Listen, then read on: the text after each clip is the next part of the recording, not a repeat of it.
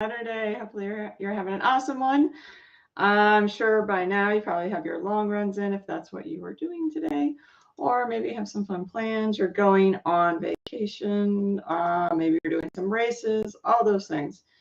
Whatever it is in the group, think you guys have been rock stars about posting stuff, posting those awesome pictures because we want to support you guys because you are all are doing amazing things. So Exactly. So thanks again for those who've been posting, Barbara, Nikki, and a few others. We are great. and Sue And all Sue, the everybody, yeah, and yes, Michael, thank you guys so much for posting. We're going to be posting more consistently. We did last week to start the week off, and as we do things, yeah. we're going to keep doing the same. So the whole thing is about community, which we talked about last week, and today we're going to talk about something kind of tied into all that, but all the stuff we've been talking about is the importance of functional movement and strength training, right? So Yeah, we talk about strength training, but that can mean 1,000 different things. yeah, And if you look on things, you're going to see really, you're probably going to do something like runner specific exercises. And that's what I was focused on for, quite a while. But I realized I'm not just a runner, I want, as they call real world strength. yeah. And that comes from doing, we have movement patterns, specific movement patterns that if you do exercises that mimic those patterns, you're going to have your day-to-day activities easier and you're running. Yeah. It's a bonus for that. Right, and so there's so many people that are just without doing some of the strength training, they're doing daily tasks, and all of a sudden they kind of injure themselves and they struggle. And so even though you're running, staying active, if you're not focusing on just your core entire body, you're going to potentially increase your chance of injury, which is what we always want to avoid, Yeah, right? my sister and her friends, they're in their 60s and 70s, and some have had some really bad falls doing silly, like, very, very benign, ordinary things. So Yeah, if you do not start working on that functional strength, we lose muscle at 30 and we start losing bone density at 50.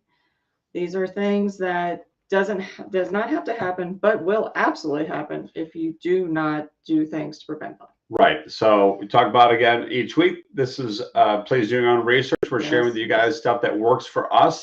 So we want to share it with you guys and stuff that we research because we both have a kind of a geeky side about researching stuff. And I love this quote is my strength can be tested, but it's always going to pass the test, especially if you focus on your strength training, which is why we're going to talk about this today. And always check with your doctor if you're going to start something new. Of course.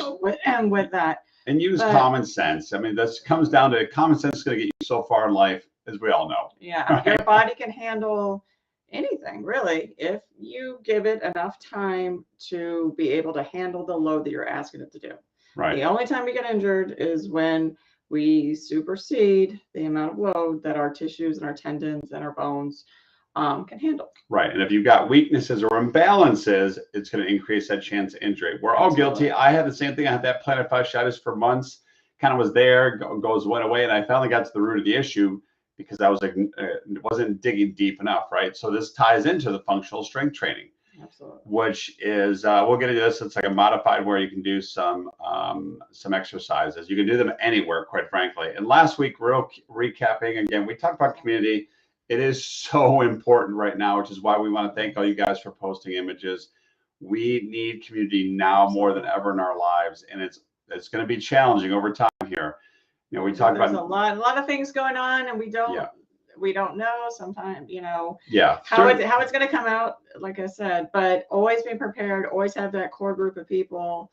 Like I said, it might be your running group, your family, your local community, your church, whatever that is, where you're going to get that community, right? So we talked about, knowing where food comes from, how to find good farmers market. We've shared with you guys the girls that we've met here locally, and it's been amazing. Awesome. Just to have that community aspect of getting to know the people at the farmers market has been incredible. Absolutely. And obviously, as Patty just mentioned about, joining running groups, or obviously leverage this group. This is why it's here, right? Since we're all over the country, all over the world, North America, we want to try to leverage that as best we can, right? Absolutely.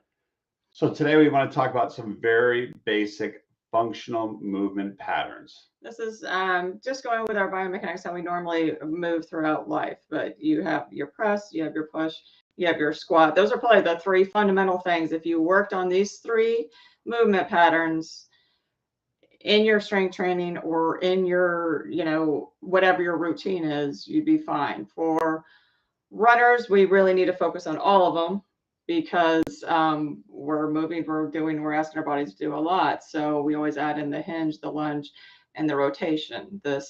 We don't move in a straight line, even though we run in a straight line, it seems like it, but we are moving, we're turning, we're doing all those things. So you need to have strength in all three planes. You need to have strength in all of these movements. Having that is going to allow you to be able to lift something off off a top shelf, be able to, when I go to Home Depot, load bags of dirt or bags of mulch, not think twice about it. Yeah, not having to ask.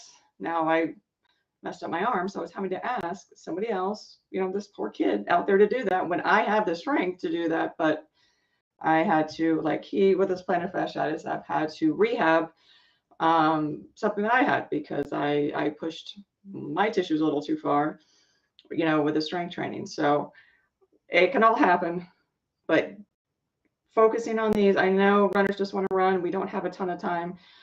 We just want you to, this is something you have to do at least 2 days a week. It's part of your routine. It has to be, but focusing on these fundamental movements and these compound movements, it's going to give you the best bang for your buck. It's going to give you that longevity to be able to do those activities when you're 70, when you're 80, when you're 90, when it really, really counts. Yeah.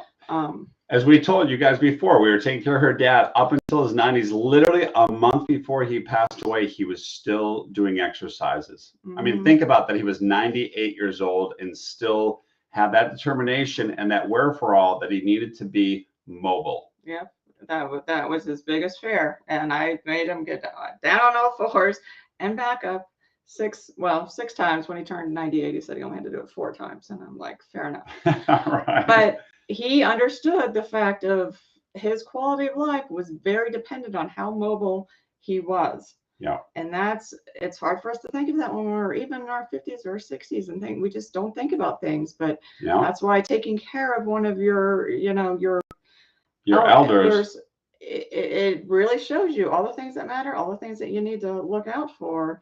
But we're trying to, like I said, show you these things because you need to be strength training. You might as well be getting that strength that's going to give you that longevity. Yeah, exactly. So today we'll dig into these a little bit again. So talking about, there's the 3 core ones, right? Again, push, pull, and squat.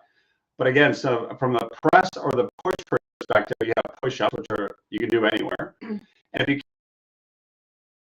can't do a real push, don't beat yourself up. It's okay. We all started this. I could as well. There's variations. I've built up to that. We'll show you some variations. If you have access to the gym, you can do a bench press. Don't have to put a lot of weight on there to initially start out, but you have to do heavier weights that you can handle.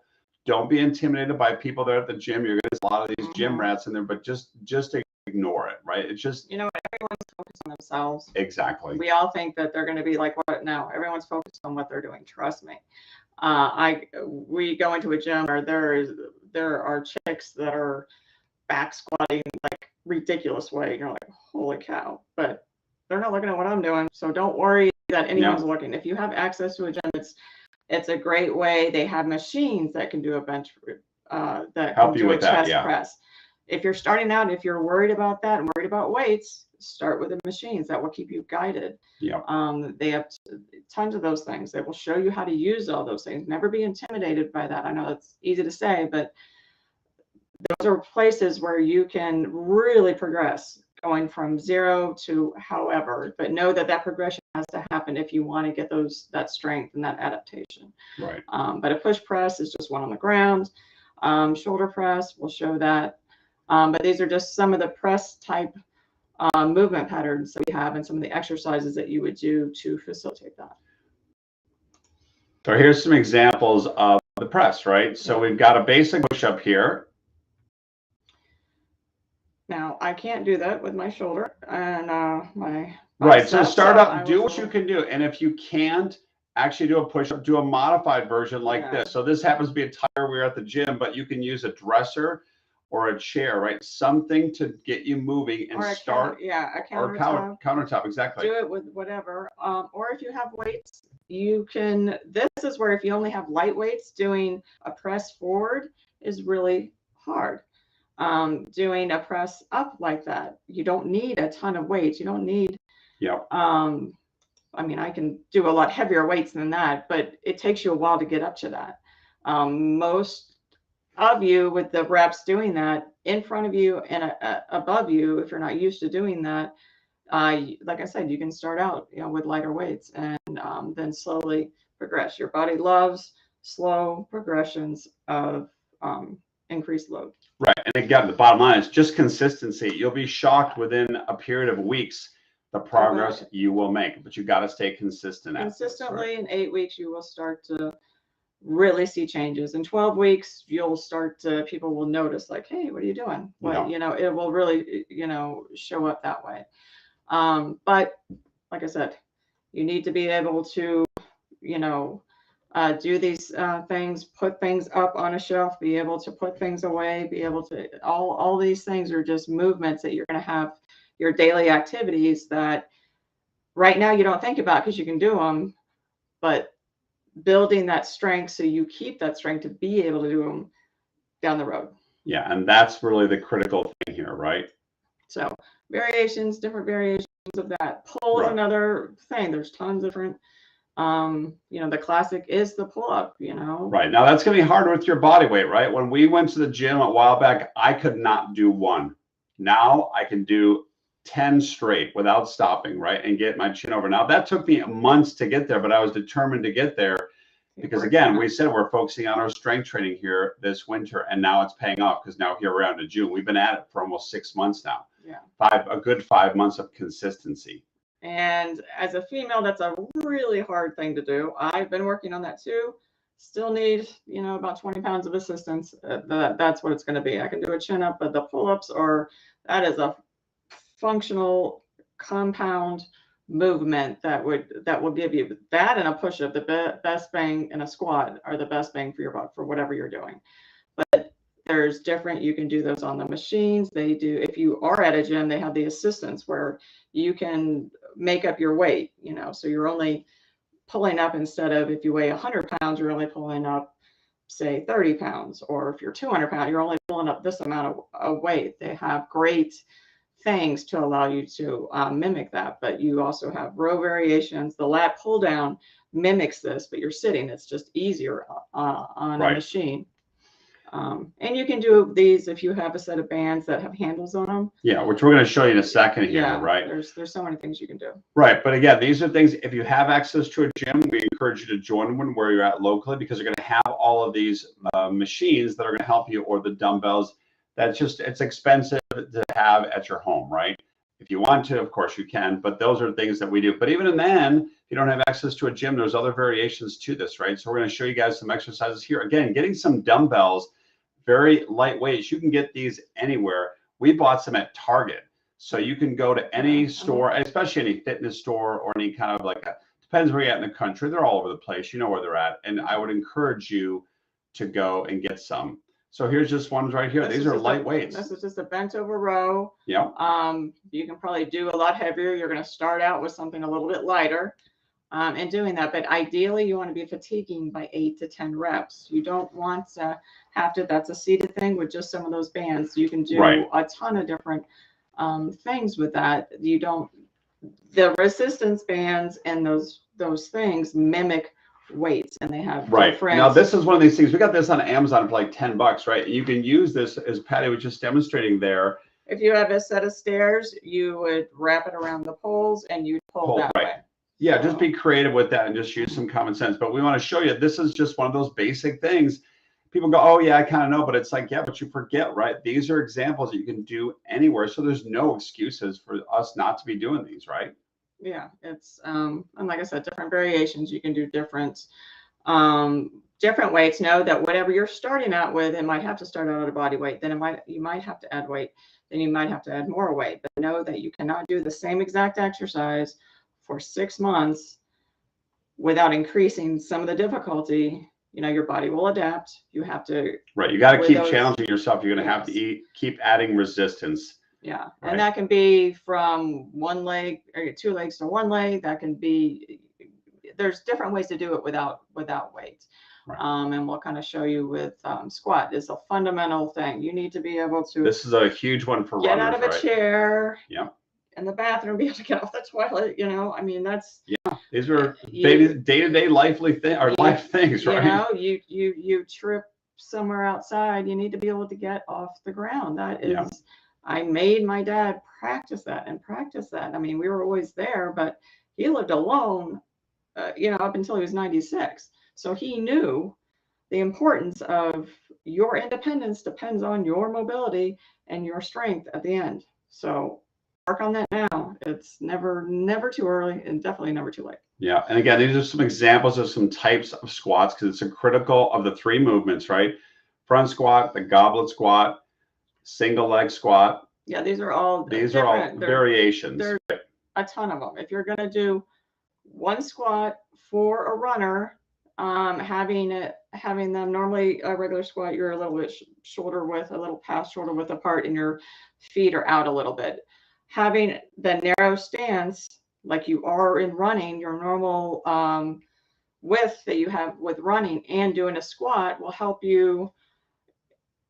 Like I said, there's 20 different squat variations you can do. This is one if you're going to do it with 2 feet. Keep right here. No weights, just going down this. Try doing this. Work up to do 25. I mean, can't do that, then do 5, and then do as many as you can, then do 10. And do your range of motion. Ideally, Right. should be like, you're going to progress it. Then once you add some weights, that, you're going to add some weights to that.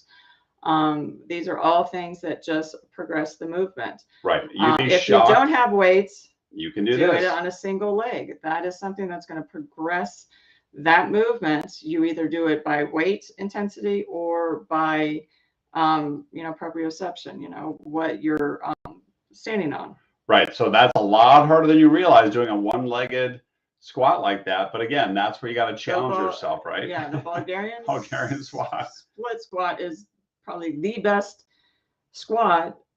If you don't have any weights, you want to get the most bang for your buck. You do have to have some balance, so you need to be next to something if you're not used to doing that. Yeah, be careful with that. Always be careful. But that is one that takes, even you don't need a ton of weight with that.